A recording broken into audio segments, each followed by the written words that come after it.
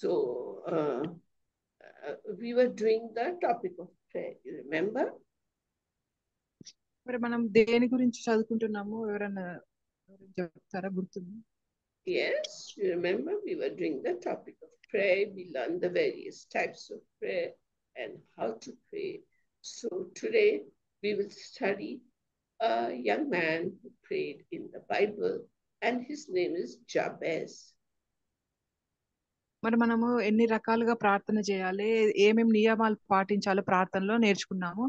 ఈ రోజు మనం ఒక యవనస్తుడైన యాబేజు గురించి చదువుదాం. ఆయన ఎలా ప్రార్థించాడో నేర్చుకుందాం. Jabez's prayer is found in 1 Chronicles chapter 4 and verse 9 and 10. మొదటి దిన వృత్తాంతములు 9వ అధ్యాయం 1-2వ వచనంలో ఈయన ప్రార్థన ఉంది. I will read it, and I request Kalpana also to read the 2 verses in Telugu. I'll read it in English first.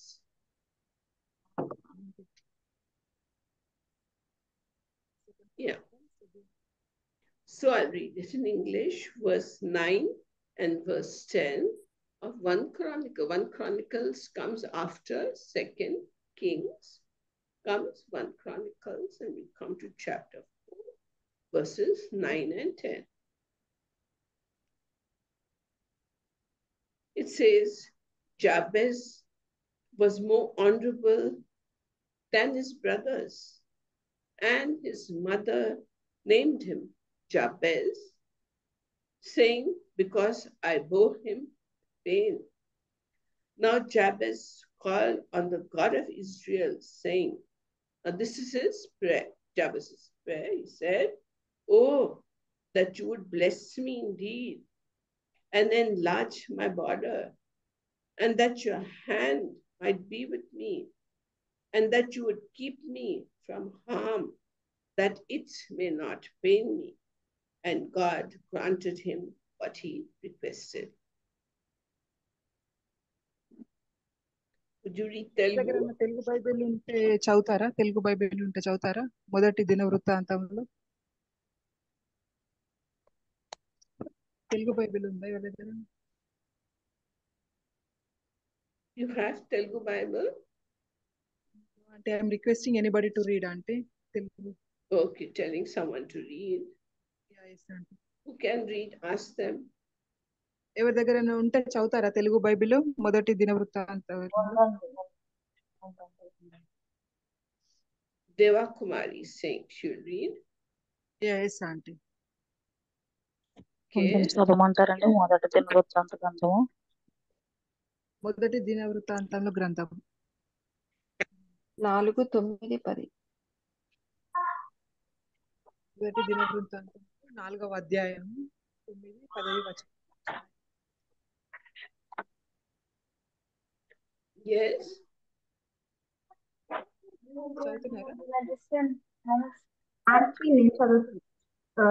ఎన్నో అధ్యాయం అంటే మొదటి దిన వృత్తాంతంలో 4, 9, 10. 4వ అధ్యాయం 9,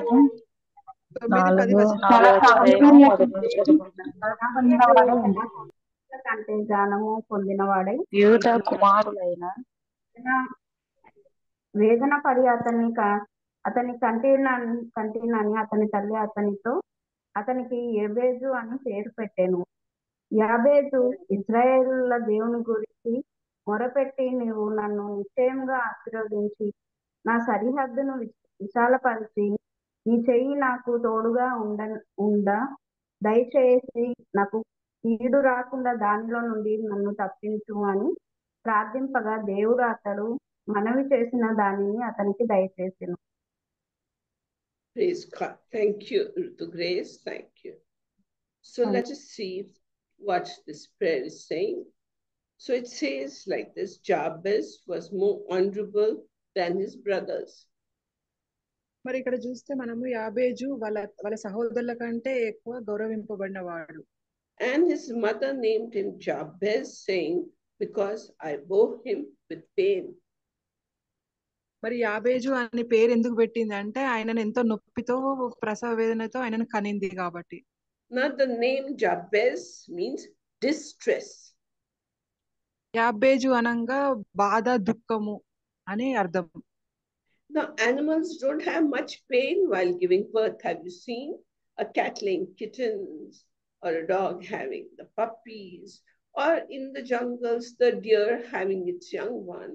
I mean, they deliver their young without much pain. మరి జంతువులను చూస్తే వాళ్ళకు ప్రసవ వేదన ఉండదు. వాళ్ళు కనేట పిల్లల్ని ప్రసవించేటప్పుడు వాళ్ళకి ఎలాంటి నొప్పి ఉండదు. But that's not true for human beings. మరి మనుషులకు అలా కాదు. Women have great pain while delivering.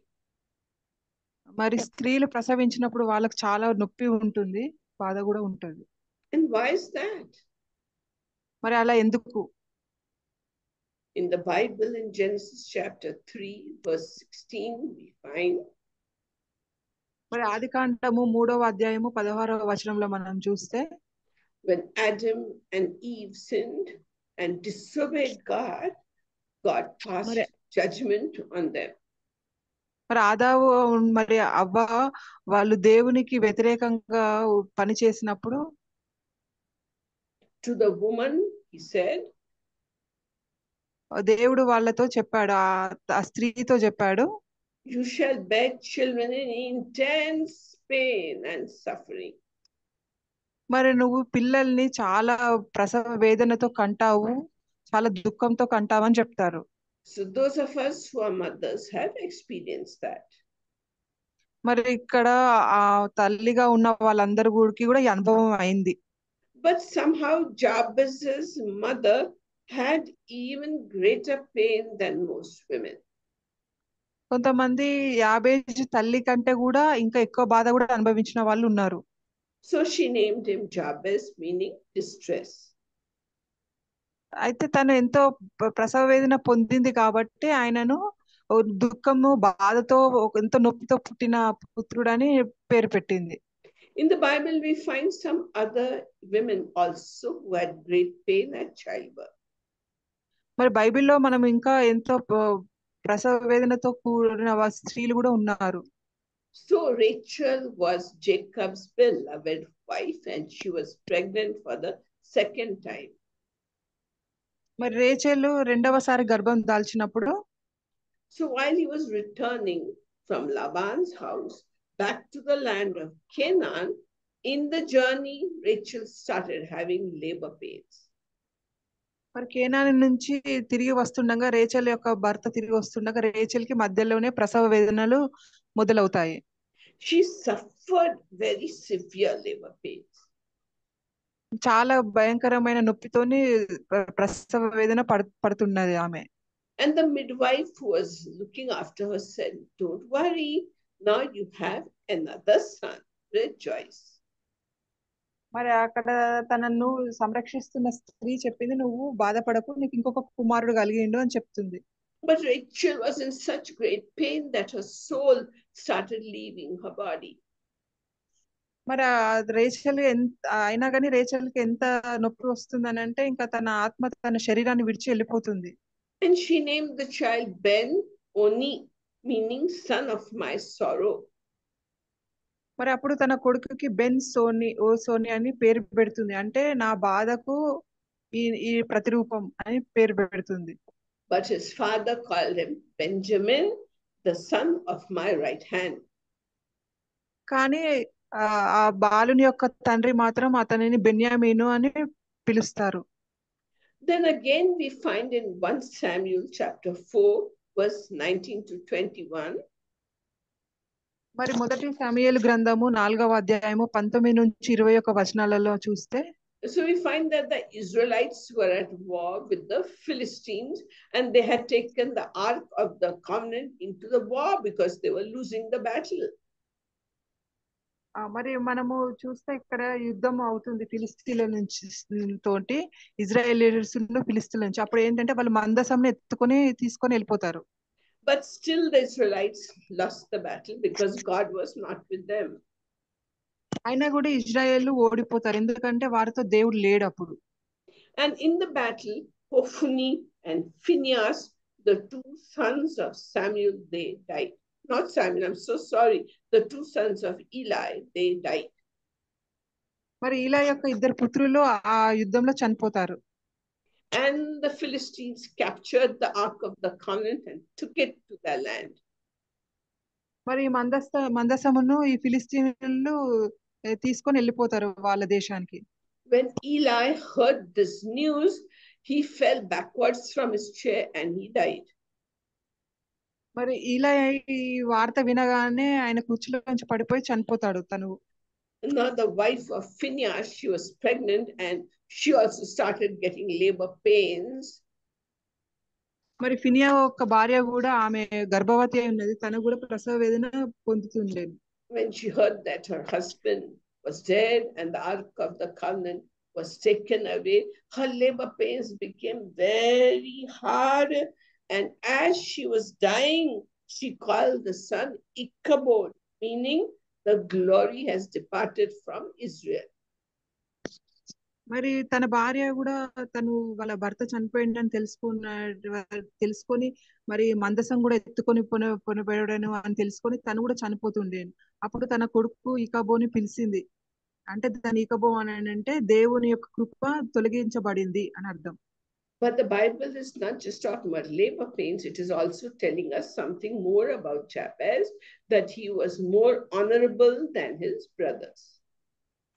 మరి ఇక్కడ మనం బైబిల్లో ప్రసవ వేదనలు ఒకటే కాదు, యాబేజు గురించి కూడా చెప్తుంది.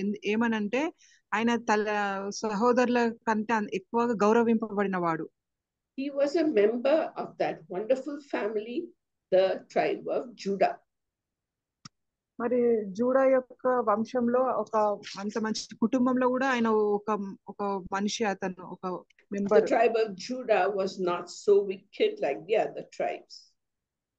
మరి జూడా యొక్క జాతి మిగతా జాతుల లాగా దుష్టు జాతి అయితే కాదు. And whenever any work had to be done, God would say, let the tribe of Judah go first. మరి ఏదైనా దేవుని పని చేయాలనుకుంటే ఎప్పుడైనా దేవుడు ఈ జూదా యొక్క వంశాన్ని పిలుస్తుండేవాడు. King David himself came from the tribe of Judah. మరి దావీదు రాజు కూడా ఈ జూడా యొక్క వంశస్థుడే. And he was called the man after God's own heart. మరి అతను ఏమని పిలువబడిందంటే దేవుని హృదయానికి ఎంతో దగ్గరగా ఉన్నవాడని పిలువబడినాడు. And God made a promise with him, or a covenant with him, saying, your throne will be an everlasting throne. You will always have a male person on your throne up till eternity. మరి దేవుడు దావీదు రాజుతోనే ఒక ఒప్పందం కుదుర్చుకున్నాడు. ఏమనంటే నీ సింహాసనము ఎప్పటికీ ఉంటుంది అని ఒప్పందం కుదుర్చుకున్నాడు. And Jabez was from this good tribe, the tribe of Judah. మరి యాబేజు ఈ జూదా యొక్క వంశపాలి నుంచి వచ్చినవాడు.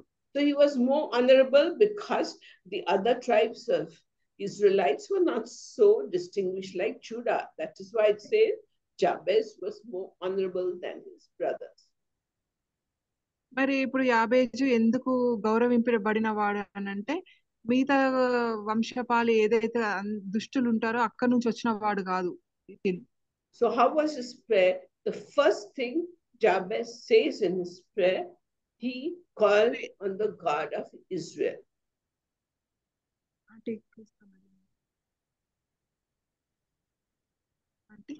You can't hear? Yeah, I started this sentence I missed. Okay, so Jabez prayed to the God of Abraham, Isaac, and Jacob. మరి మనం యాబేజు ప్రార్థన ఎలా ఉంది చూస్తామంటే ఆయన మొదటిగా అబ్రహాము తండ్రి అని పిలుచుకుంటూ ప్రార్థన చేసేవాడు. This is the same God that had promised Abraham that he would have descendants as many as the stars in the sky and as many as the sand in the oceans.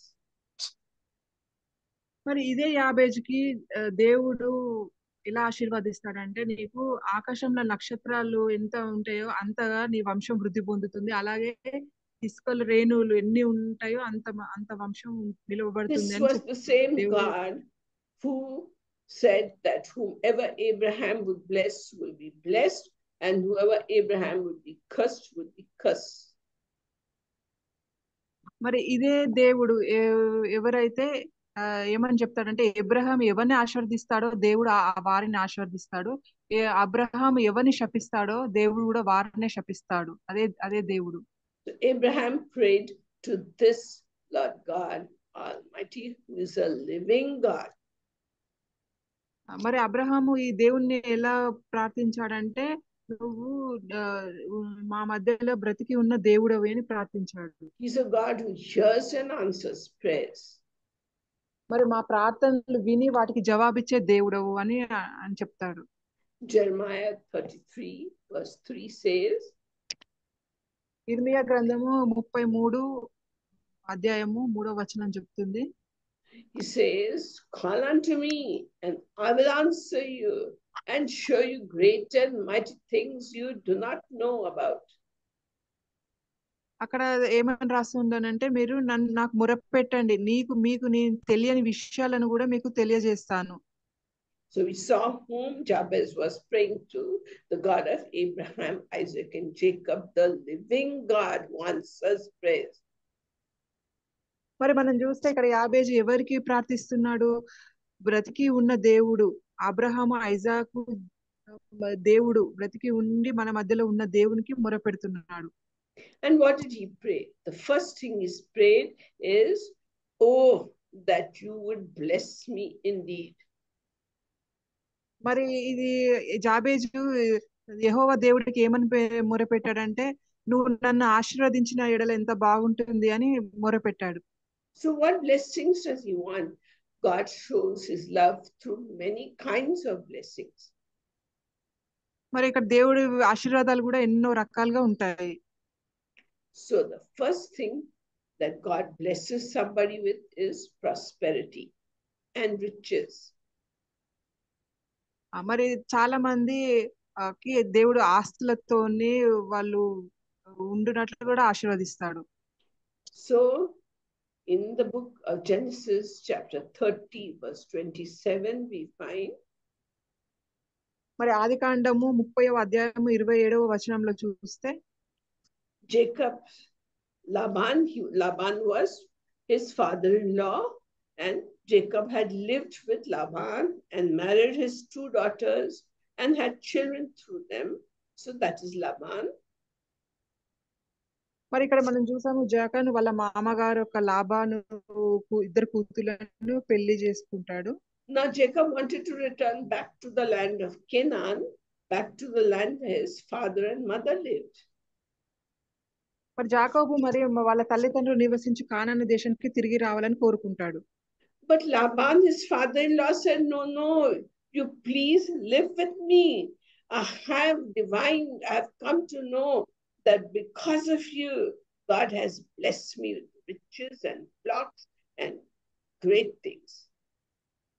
మరి అప్పుడు లాబాను జాకోబుతో అంటాడు, లేదు నువ్వు వెళ్ళొద్దు, ఇక్కడే ఉండాలి, ఎందుకంటే నీ నిమిత్తము నువ్వు చేయబట్టి దేవుడు నన్ను ఆశీర్వదించాడు, పశువులతోని ఆస్తితోని ఆశీర్వదించాడని చెప్తాడు. So Laban was blessed with riches. Why? Because Joseph was staying with him. I'm sorry, Jacob was staying with him. అప్పుడు లాబాను ఆశీర్వదింపబడతాడు ధనంతో, ఎందుకనంటే జాకోబు తనతోనే జీవిస్తున్నాడు కాబట్టి. Now in Genesis 39 and verse 5 we find, మరి ఆదికాండము 39వ అధ్యాయము 5వ వచనంలో చూస్తే, that there were 12 brothers, 12 sons of Jacob, and they were very jealous of Joseph. So they decided that they would tell their father that Joseph died, but they sold him to the Ishmaelites who were going to Egypt. మరి ఇక్కడ మనం జాకోబు 12 మంది కుమారులను చూస్తే, వాళ్ళు యోసేపు మీద ఎంతో అసూయతో ఉండేవాళ్ళు. సో వాళ్ళు వాళ్ళని ఇజ్రాయెలైట్స్ కి అమ్మేద్దామని చూస్తారు. And there in Egypt, Joseph was sold to the Potiphar, that is captain of the guards. మరి పోటిఫర్ కి అమ్మబడతాడు ఈజిప్ట్ లో యోసేపు. And because of Joseph, God blessed Potiphar, the Egyptian's house. He blessed it abundantly. మరి యోసేపు చేయబట్టి పోతిఫర్ని కూడా దేవుడు ఎంతో ఆశీర్వదిస్తాడు.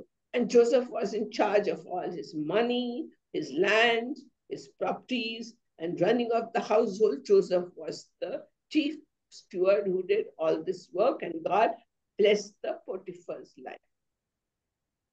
పోతిఫర్ యొక్క ధనానికి అతని యొక్క ఆస్తికి ఆయన భూములకు అన్నిటికీ అధికారం యోసేపుకి ఇచ్చాడు. దాన్ని బట్ల పోతిఫర్ ఆశీర్వదింపబడాడు, ఎంతో ధనికుడుగా అయినారు.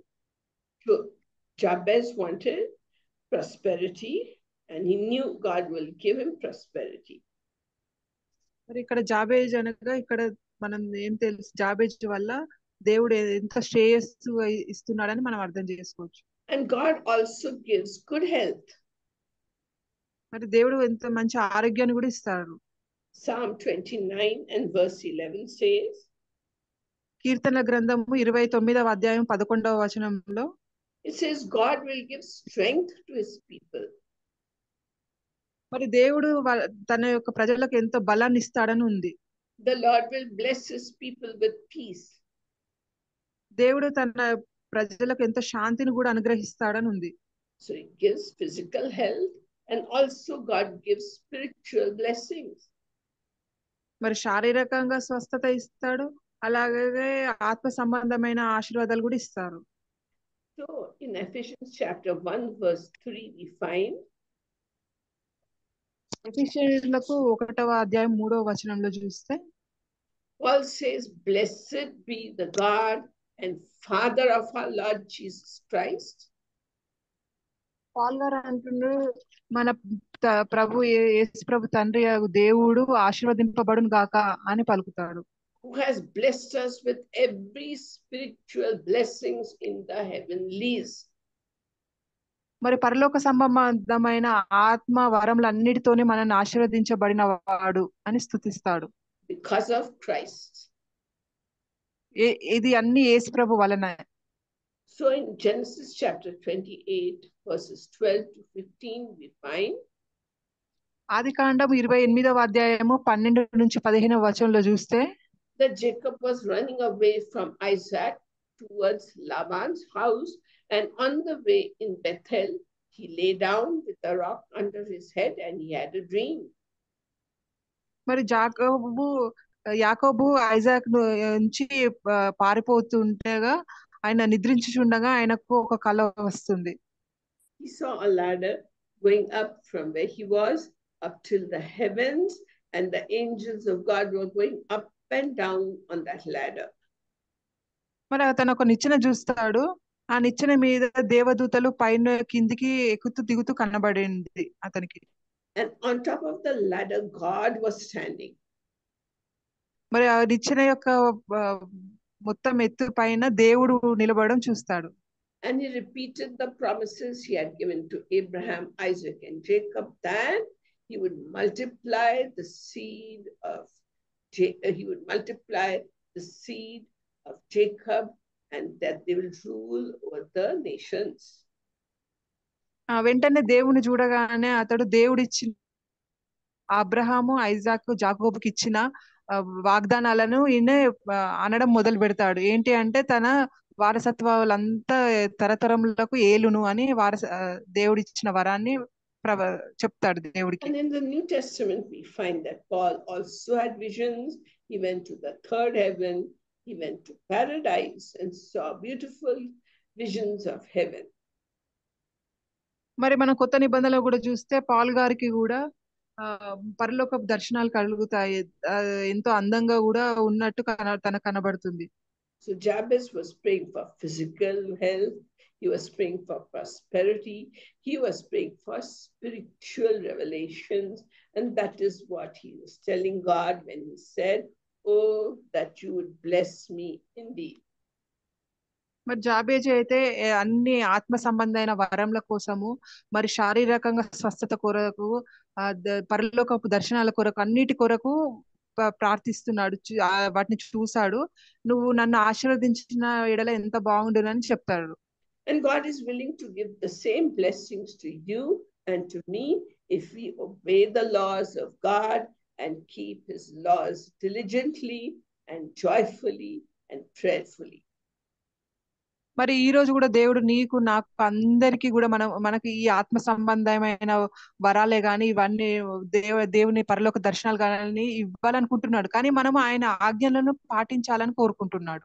In Deuteronomy chapter 28, verses 1 to 14, he promises all these gifts. మరి నిర్గమకాండము 28వ అధ్యాయము 1 నుంచి 14 వచనాలలో దేవుడు మనకు ఇచ్చే ఈ బహుమానాలన్నిటినీ చెప్తాడు. He says, I will bless you in the city, I'll bless you in the country, I'll bless you as you come in, I'll bless you as you go out. మరి పట్టణంలో మీరు వెళ్ళుచుండగా మీరు లోపలికి వచ్చేటప్పుడు బయటికి వెళ్ళేటప్పుడు ఎప్పుడైనా మిమ్మల్ని ఆశీర్వదిస్తా అని చెప్తాడు దేవుడు అక్కడ. I'll bless your work, I'll bless your business, I'll give you rain at the right time. మీకు సకాలంలో వర్షం ఇస్తాను, మీరు చేసే పనులన్నిటిలో తోడై ఉండి మీకు సహాయం చేస్తానని కూడా చెప్తారు. I will give an abundance of good things and you will be the first and not the last. You will be the head and not the tail. These blessings God is giving to us if we diligently means what? Carefully in every detail follow the two great commandments that he has given us. మరి దేవుడు ఇక్కడ మనకు ఆశీర్వాదాలు ఇస్తాడు. ఏంటంటే మీరు తలగా ఉంటారు కానీ తోకగా ఉండరు, మీరు ఎప్పుడు మొదటగా ఉంటారు కడపరి వారిగా ఉండరు, మీకు ఎప్పుడు కొదవ ఉండదు, విస్తారంగా ఉంటుంది అని చెప్తున్నాడు. కానీ ఎప్పుడు అంటే మనం అతని ఆజ్ఞలను శ్రద్ధగా చాలా శ్రద్ధగా పాటిస్తే మాత్రం ఇస్తా అని చెప్తున్నాడు. These are the blessings he will give you and me if we wait upon him. మరి మనం దేవుడి కొరకు వేచి ఉంచితే మాత్రం ఈ ఆశీర్వాదాలన్నీ మన మీదకి వస్తాయి. And the next thing he tells God is that you would enlarge my border. మరి మిమ్మల్ని విస్తారంగా చేస్తానని కూడా చెప్తాడు దేవుడు. That is, help me in my work. అంటే మనం చేసే పనులలో సహాయం చేయడం అన్నమాట దేవుడు. So the Lord God took man. We find that in Genesis chapter 2 and verse 15. ఆదికాండము 2వ అధ్యాయం 15వ వచనంలో మనం చూస్తే we all work, don't we? Many of our ladies here who joined, they're working in Kuwait. Some are working in colleges and schools, and some of the other work they are doing. So you also ask God to help you in your work. మరి ఇక్కడ చూస్తే అక్కడ ఉన్న స్త్రీలు ఏదో ఒక రకంగా పనిచేసిన వాళ్ళే ఉన్నారు. అప్పుడు మనం దేవుని కూడా ఆ పనులన్నిట్లో సహాయం చేయమని అడగొచ్చు. So we find in Genesis chapter 2 verse 15 that God took man and woman and put them in the Garden of Eden. మరి ఆదికాండం 2వ అధ్యాయం 15వ వచనంలో చూస్తే మనము దేవుడు ఏదోను తోటలో ఆ స్త్రీని మరి పురుషుణ్ణి పెట్టినట్టు మనం చూస్తాము. And the man had to cultivate the garden and keep it and look after it, and he enjoyed his work. మరి ఆ మగ మనిషికి పని ఏంటంటే తను తోటని తనకు సరిగా నీళ్లు పోసి చెట్లను పెంచే పని తనకు అప్పగించాడు దేవుడు. This work was a great pleasure to Adam. మరి ఆదాముకి పని ఎంతో సంతోషాన్ని ఇచ్చేది. And he ruled over the birds, over the animals, over the fish. He ruled over all creation. మరి దేవుడు కలిగించిన ప్రతి ఒక్క జంతువు మీద చెట్ల మీద తనకు అధికారం ఉండెను. And God, when he saw all this, God was very, very pleased. మరి ఇది చూసినప్పుడు దేవుడికి ఎంతో సంతోషం కలిగింది. But you see, the man and the woman disobeyed God and they sinned, and God's curse came upon the world. మరి ఎప్పుడైతే వాళ్ళు దేవుని తృణీకరించి దేవుని మాటకు అవిధేయులై ఉండి పాపం చేసిండ్రో అప్పుడే మన లోకం మీదకి పాపం అనేది వచ్చింది, శాపం అనేది వచ్చింది. In Genesis 3 chapter 17 to 19. మరి ఆదికాండము 3వ అధ్యాయము 17 నుంచి 19లో చూస్తే God cursed the ground. దేవుడు భూమిని శపించాడు.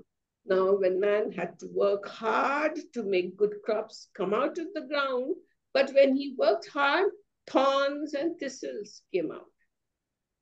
మరి పురుషుని పని ఏంటనంటే తను దున్ని పంటలకు పండించాలని ఉంది. అలా చేసినప్పుడు కూడా అక్కడ దారి వెంబడి ఎన్నో ముళ్ళు కూడా ఉంటాయని చెప్పాడు దేవుడు. He would have to work by the sweat of his brow. మరి ఆయన చెమటోడ్చి కష్టపడాలని ఆజ్ఞ ఇచ్చాడు దేవుడు. And we find God told him, I made you out of dust and you will return back to the dust. So death entered the world. మరి నేను మట్టి నుండి నేను తీయబడినాను కాబట్టి నువ్వు మరలా మట్టిలోకే పడదేవు, అప్పుడే ప్రపంచం యొక్క అంతం అని చెప్తాడు దేవుడు.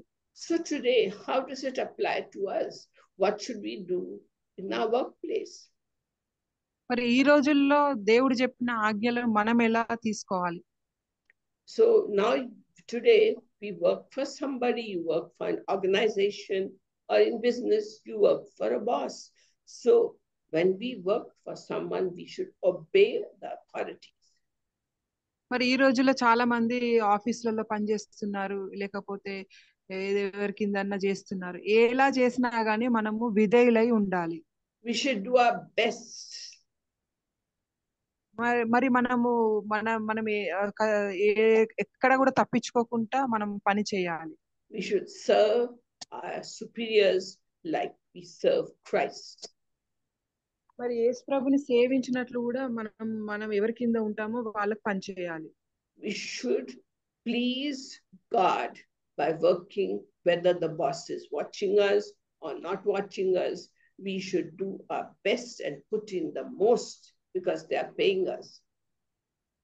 మరి వారు మనకు జీతాలు ఇస్తున్నారు కాబట్టి వాళ్ళు చూస్తున్నారా చూడలేదా అని కాకుండా మనం ఎంత మంచిగా పని చేయాలో అలా చేయాలి. So work becomes a pleasure when you do it faithfully and honestly. మరి ఎంతో విశ్వాసంతో మనం పని చేసినప్పుడు అది మనకు ఆనందాన్ని ఇస్తుంది. So when you work with honesty, you are appreciated. And even if you are not appreciated, God gives you the reward. మరి మనం ఎంతో నమ్మకంతో పని చేయాలి. ఒకవేళ వాళ్ళు మన నమ్మకాన్ని గుర్తించకుండా దేవుడు మాత్రం మనల్ని ఆశీర్వదిస్తాడు. So that our work also becomes a joy. అప్పుడు మనకు ఆ పనిలో ఆనందం దొరుకుతుంది. So therefore, Jabez is saying to God, help me in my work. And also he says, enlarge my border. మరి జాబేజ్ అందుకే దేవుణ్ణి మొరపెడుతున్నాడు, నా పనిలో నువ్వు నాకు సహాయం చేయి, మరి నా సరిహద్దులను కూడా విస్తారపరచు అని చెప్తున్నాడు. So enlarge our border meaning he must be wanting more land, building bigger houses, and having prosperity in his life. So he's telling God, enlarge my borders. మరి నా సరిహద్దులను విస్తరించు అని దేవునికి మొరపెడుతున్నాడు. So in Christ's ministry, when we do Christ's ministry, we should also ask God to enlarge our border, to enlarge our meetings. We all should pray. Many more people should join our Zoom meeting. And if you run a church, many more people should come to our church. So enlarge our borders so that our churches and ministries will expand. మరి మనం కూడా దేవునికి మొరపెట్టినప్పుడు మన సరిహద్దులు కూడా విస్తరించు అని అన్నప్పుడు మన మీటింగ్ లో కూడా కొత్త వాళ్ళు జాయిన్ అయ్యేటప్పుడు, అది చర్చ్ లో ఉన్నాం అనుకోండి, ఇంకా కొత్తగా వచ్చే వాళ్ళలాగా మనం ప్రార్థన చేయాలి. So you should tell your friends also, come join our meetings and you'll be blessed. So that is the way our borders are enlarged. మరి మీ స్నేహితులకు మీరు చెప్పాలి, ఇక్కడ మరి నిజమైన దేవుడు ఉన్నాడు, మనం అతనిని సేవించాలని తీసుకురావాలి. ఆ విధంగా మనము మన సరిహద్దులను విస్తరింపజేస్తున్నాము. So a church or a meeting like this is an alive organism and it needs to grow and not be stagnant. మరి ఇలాంటి మీటింగ్ ఎప్పుడు కుంటుపడినట్టు ఉండకూడదు, ఎప్పుడు అది జీవం గలదై ఉండాలి.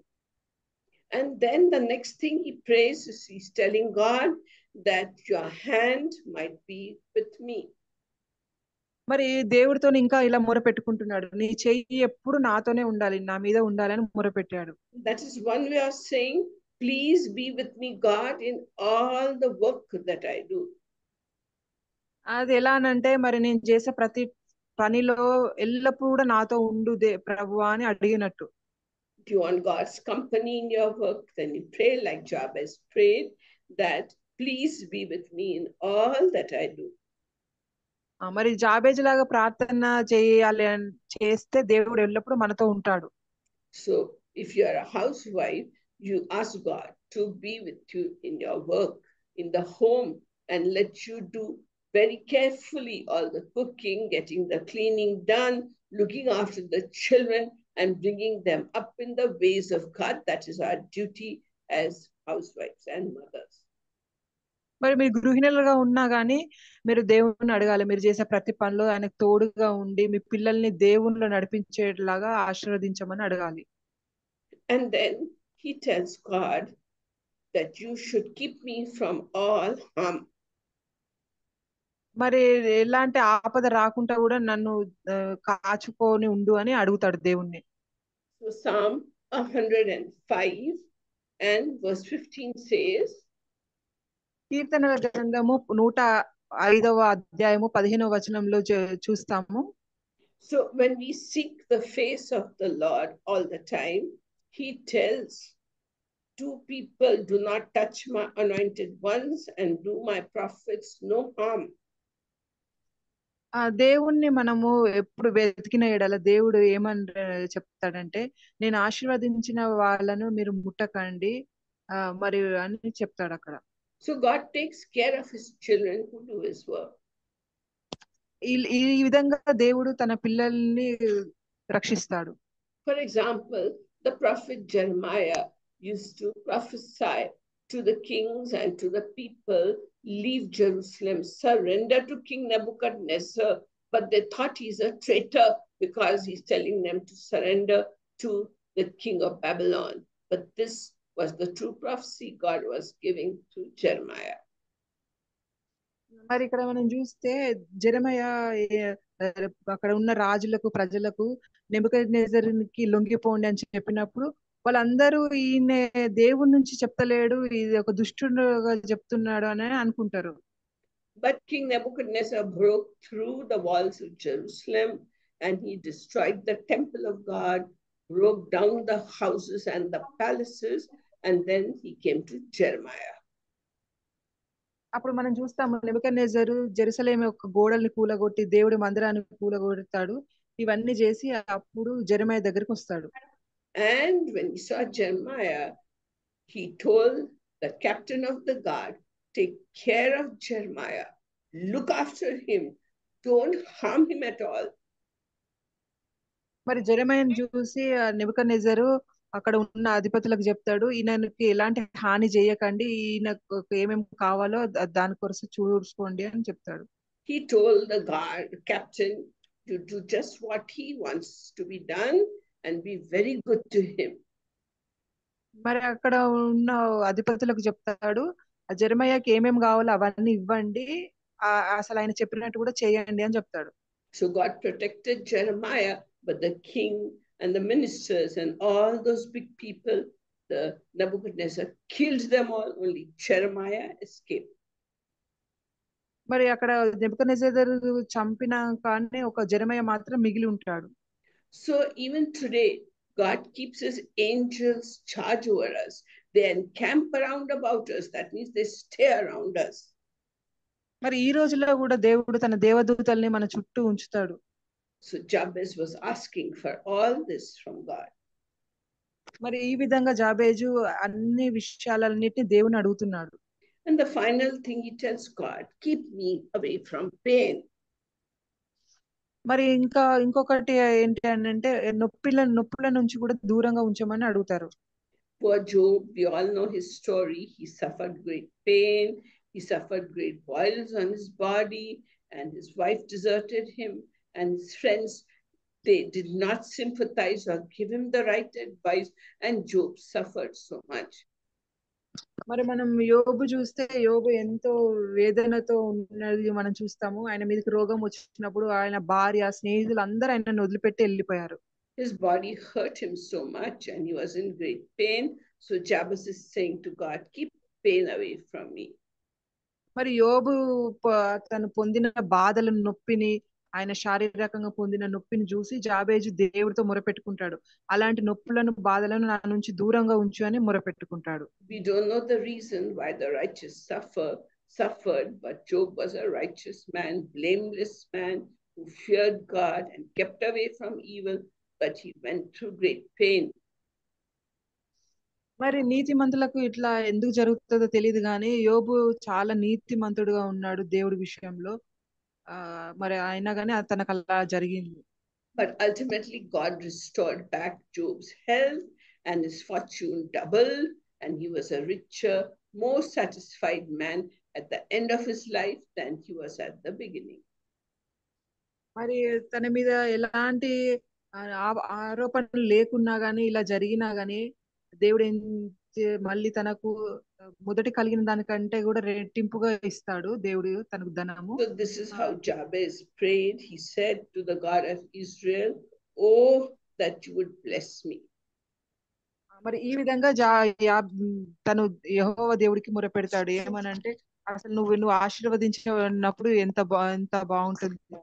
And enlarge my border. మరి నా సరిహద్దులను విస్తారపరచు అని కూడా మొరపెట్టుకుంటాడు. That you would help me in my work. నా పనులలో కూడా సహాయం చేయమని మొరపెట్టుకుంటాడు. That you keep me away from harm. మరి ఎలాంటి ఆపద నుంచైనా నన్ను దూరంగా ఉంచమని మొరపెట్టుకుంటాడు. So that I will be free from pain. అలాగో నేను ప్రతి ఒక్క నొప్పి నుంచి నేను విడుదల పొందుతాను అని చెప్తాడు దేవుడికి. And the Bible says God granted him whatever he asked. మరి ఇది బైబిల్లో మనం చూస్తే యాబేజు అడిగిన దాని అన్నిటిని దేవుడు ఇచ్చాడని మనం తెలుసుకుంటాం. So we learned this type of prayer so that you will also do such a prayer and pray to God so that God answers you. మరి మనం ఇప్పుడు యాబేజు ప్రార్థన గురించి ఎందుకు చదువుకుంటున్నాం అంటే మనం కూడా యాబేజు లాగా దేవుడి దగ్గర ప్రార్థన చేసి దేవుడి నుంచి అన్ని పొందుకోవాలని చదువుకుంటున్నాం. So Jabez didn't pray great prayers. He prayed a simple prayer, but his heart was right with God. He was more honorable than the other Israelites. So God heard him and answered him.